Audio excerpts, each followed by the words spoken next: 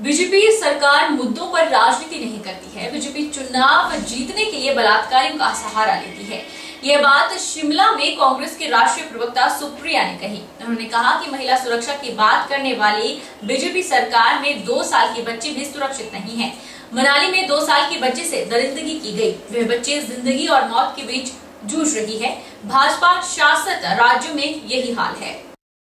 लोगों को बात किसी और मुद्दे पर करनी थी, लेकिन जब मनाली में 2 साल की बच्ची के साथ एक जघन्य अपराध की घटना आई और वो नाले में पड़ी मिली, तो हमें लगा कि नहीं, बाकी सारी बातें एक तरफ है, महिला सुरक्षा की, लड़कियों की सुरक्षा की, ऐसे जघन्य अपराध जो होते हैं वो एक तरफ है और पहले उसके बारे में बात करी जाएगी। अगर हमारे देश की बेटियां सुरक्षित नहीं है तो बाकी सारी बातें जबानी जमा खर्च है।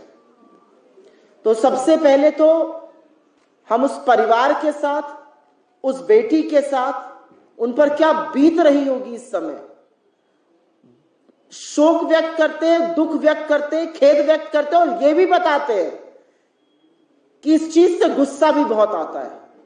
कौन है ये लोग जिनको लगता है कि वो ऐसा करके एक मासूम 2 साल की बच्ची के साथ बच जाएंगे? 2 साल की बच्ची के साथ ऐसा जघन्य अपराध की वो अभी जूझ रही है अस्पताल में। हमारी इकाई लोकली इस पर प्रदर्शन करेगी, इस बात को उठाएगी, लेकिन सवाल यह है कि हिमाचल में ये जो खोखले दावे महिला सुरक्षा के किए जाते थे, उनकी असलियत क्या है? चाहे मनाली की छोटी सी बेटी हो या कांगड़ा में एक सड़ी गली लाश मिली हो जिसके हाथ पैर बंधे हो, या नेरवा में घास काटने गई युवती हो, उसका शव अगले दिन मिला हो, ये मामले क्यों नहीं थम रहे? और ऐसी खबरें पूरे हिमाचल से क्यों आ रही हैं?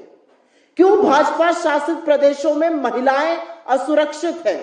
ऐसा क्या है कि महिला सुरक्षा दांव पर लग जाती है जब जब भाजपा का राज होता है? बड़े तामझाम के साथ इसको घिनौना चुनावी मुद्दा बनाया गया था।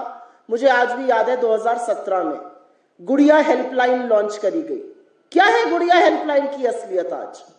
कितनी शिकायतें दर्ज होती हैं, उसमें से कितनों पर एक्शन होता है, कितनी सॉल्व होती हैं? भाजपा के राष्ट्रीय प्रवक्ता नलिन कोहली ने कहा कि कल सोलन के ऐतिहासिक ठोडो मैदान में प्रधानमंत्री की रैली ऐतिहासिक होगी। उन्होंने कहा कि केंद्र और प्रदेश की सरकार की विभिन्न जन कल्याणकारी योजनाओं का हर वर्ग को लाभ मिला है। कांग्रेस तो वायदा करने में विश्वास करती है, उसे पूरा करने का कोई प्लान कांग्रेस के पास नहीं है। कांग्रेस पार्टी और भाजपा में बहुत अंतर है। कांग्रेस परिवार केंद्रित, भाजपा कार्यशैली केंद्रित। हम यहाँ पर हिमाचल प्रदेश में स्पष्ट, स्वच्छ और निर्णायक नेतृत्व, राष्ट्र में नरेंद्र मोदी जी, राज्य में जयराम ठाकुर जी और संगठन में जगत प्रकाश नड्डा जी, जनता की सेवा और सम्मान के साथ काम कर रहे हैं। कांग्रेस ने जो ओपीएस का मुद्दा उठाया, प्रासंगिक है कि पहले वो कुछ जवाब दे ही दे, क्योंकि कांग्रेस का मॉडल है कुछ भी कह दो, करना क्या है? करना तो सत्ता में आकर अपना मन करना है या कुछ काम से तो मतलब नहीं है। उन्होंने 70 के दशक में कहा था गरीबी हटाओ, गरीबी हटाई नहीं। ये तो प्रधानमंत्री नरेंद्र मोदी जी ने तय किया कि 80 करोड़ लोगों तक गरीब कल्याण योजना के तहत अन्न जाए ताकि कोई भूखा ना मरे। ओपीएस पे वो जवाब से भाग रहे हैं कि वीरभद्र जी की सरकार थी जब उसने लागू किया 2003-04 में, 2012-13 में सरकार थी, उन्होंने कुछ किया नहीं इसको हटाने के लिए। उनके 2 राज्य हैं, छत्तीसगढ़ और राजस्थान, वो भी इस पे कोई जवाब दे नहीं कर सकते, वादे तो कर लिए। मौका था स्टार प्रचारक यूपी के मुख्यमंत्री योगी आदित्यनाथ की जनसभा का, जहां ज्वाली भाजपा के प्रत्याशी संजय गुलेरिया जनसभा को संबोधित करते हुए विवादित बयान दे दिया। उन्होंने भरी जनसभा में मंच से जनता को संबोधित करते हुए कहा कि कांग्रेस के प्रत्याशी चौधरी चंद्र कुमार 80 वर्ष के हैं और उनकी एक्सपायरी पास आ गई है। वहीं कांग्रेस प्रत्याशी चौधरी चंद्र कुमार के बेटे नीरज भारती ने इस बयान पर पलटवार किया है। भारती ने कहा कि ये एक घटिया मानसिकता रखने वाले लोग हैं। वो आपको याद होगा कि सोशल मीडिया पे डाल रहे हैं, मैं एक सेवा का कार्य करता हूँ डिस्पेंसरी के माध्यम से, और मुझे ये बताते हुए गौरव होता है कि पिछले 5-6 सालों में मैंने डिस्पेंसरी के माध्यम से करोड़ों रुपए की दवाइयाँ गरीब लोगों को बांटी है। तो उन्होंने एक झूठा जुमला छोड़ा कि जो गुलेरिया एक्सपायरी दवाइयाँ बांटता है, उसके उपलक्ष्य में मैंने कहा कि दवाइयाँ एक्सपायरी नहीं है, आपका जो नुमाइंदा है वो एक्सपायरी डेट के बिल्कुल करीब है। प्रदेश के और कांग्रेस पार्टी के वरिष्ठ हैं और उन्होंने हमेशा अपनी पूरी जिंदगी जो है यहाँ के लोगों के लिए लगाई है, खासकर ज्वाली विधानसभा से। और ये जो बचकाना बयान जो इन्होंने दिया है, इनको शायद अपनी एक्सपायरी दवाइयों की याद आ गई होगी जो ये बद्दी से लेकर यहाँ के लोगों को खिलाते रहे। तो इनको 8 तारीख को यहाँ की जनता जवाब देगी। और 12 तारीख को चुनाव है, उस दिन वोट डालेंगे और 8 तारीख को जब दिसंबर को रिजल्ट निकलेगा तो लग जाएगा पता है कि ज्वाली से किसकी एक्सपायरी होगी। हिमाचल प्रदेश के पूर्व मंत्री एवं बल्ह से कांग्रेस प्रत्याशी प्रकाश चौधरी ने कांग्रेस की सरकार बनने का दावा किया। बल्ह में जारी अपने चुनावी प्रचार के दौरान उन्होंने कहा कि जनता का मन कांग्रेस की तरफ है, जनता चाहती है कि आने वाला सरकार कांग्रेस की हो।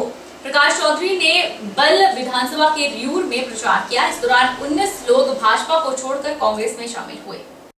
बल्ह विधानसभा के कांग्रेस प्रत्याशी प्रकाश चौधरी ने विधानसभा चुनाव में कांग्रेस की सरकार बनने का दावा किया है। उन्होंने कहा कि जनता का मन कांग्रेस की तरफ है, क्योंकि जनता जानती है कि यही एक पार्टी है जो गरीबों, आम जनता के हक में काम कर सकती है और चाहती है कि आने वाली सरकार कांग्रेस की हो। प्रकाश चौधरी ने कहा कि इन दिनों वे अपने विधानसभा क्षेत्र में प्रचार में व्यस्त हैं। उन्होंने आज रियूर में प्रचार किया। इस दौरान 19 लोगों ने भाजपा को छोड़ कांग्रेस का दामन थामा। उन्होंने कहा कि अगर कांग्रेस की सरकार सत्ता में आती है तो कांग्रेस कर्मचारियों से जुड़ी समस्याओं को हल करेगी और पुरानी पेंशन को बहाल किया जाएगा। 300 यूनिट बिजली फ्री दी जाएगी। महंगाई, बेरोजगारी सहित अन्य समस्याओं को भी निपटाया जाएगा। वहीं प्रकाश चौधरी ने कहा कि भाजपा सरकार ने अंबानी और अडानी को फायदा पहुंचाने का कार्य ही किया है। गरीबों को लेकर भाजपा कुछ नहीं कर पाई है। गरीबों की तरफ इनका कोई ध्यान नहीं है, गरीबों की तरफ इनकी कोई नजर नहीं है, गरीबों के लिए इनकी कोई सोच नहीं है। इनका तो ध्यान बड़े बड़े लोगों की तरफ है। इसलिए कहा जाता है कि भारतीय जनता पार्टी बड़े लोगों की, उद्योगपतियों की। आपने देखा BSNL चला था, स्टेट गवर्नमेंट को, सेंट्रल गवर्नमेंट को कितना फायदा था उससे, कितने कर्मचारी उसमें लगे थे। तो इसे जो भारतीय जनता पार्टी की सरकार जो दिल्ली में बैठी है, इन्होंने BSNL को एक अवानी के लिए खत्म कर दिया। इतने भारी कर्मचारी घर बैठा दिए गए। तो काहे कि भारतीय जनता पार्टी। इसलिए मैं कहता हूं कि भारतीय जनता पार्टी अगर गरीबों की होती, पीछे हजारों करोड़ रुपया कोरोना के माध्यम से इकट्ठा हुआ, हजारों करोड़, किसी गरीब का लोन नहीं हटाया।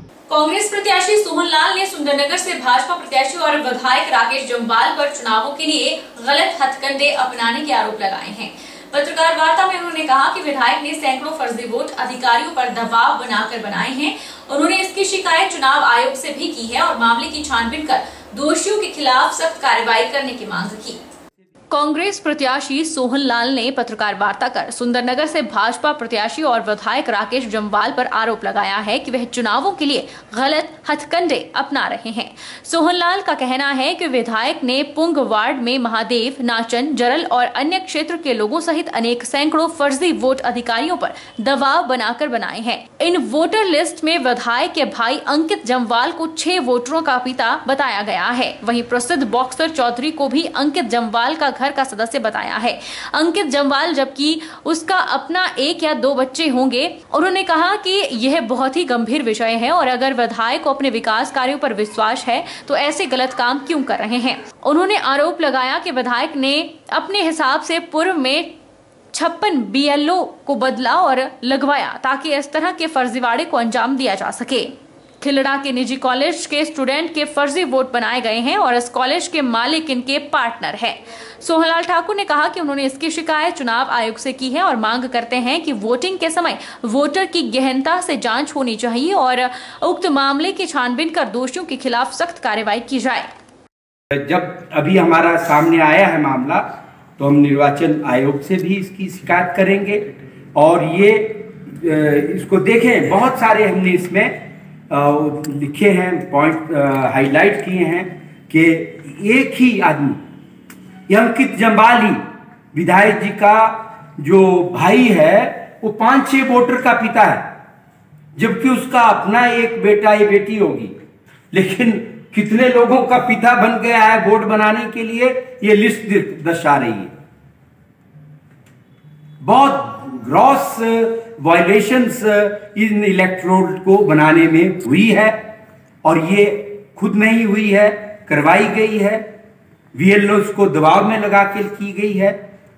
लेकिन इन्होंने जैसे इसको किया है, तो हम तो यही कहेंगे कि जो अब निर्वाचन अधिकारी हैं, इलेक्ट्रोल्स को वेरीफाई करने वाले लोग हैं, ये देखें कि इसमें ये ऐसा क्यों हुआ।